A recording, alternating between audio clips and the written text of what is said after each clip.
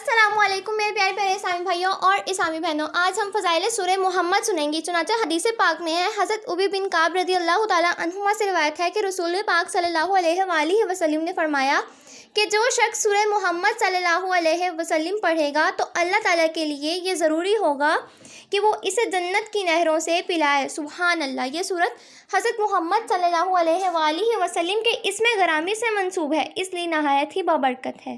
لہٰذا جو شخص اس سورت کو روزانہ ایک مرتبہ پڑھنے کا معمول بنائے گا تو اسے آپ صلی اللہ علیہ وآلہ وسلم کی ذات گرامی سے بے پناہ محبت پیدا ہو جائے گی۔ سبحان اللہ۔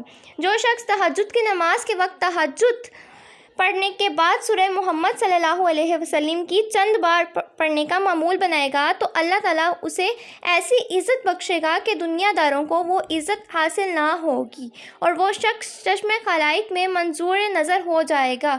سبحان اللہ۔ میرے پیارے پیارے اسلامی بھائیوں اور اسلامی بہنوں، آج ہم نے فضائل سورہ محمد سنے ہیں۔ چنانچہ آپ بھی سورہ محمد پڑھنے کا معمول بنائیں۔ امید کرتی ہوں آپ کو میری ویڈیو پسند آئی ہوگی۔ آپ نے لائک، شیئر اور سبسکرائب ضرور کیا ہوگا۔ فی امان اللہ۔ اللہ حافظ۔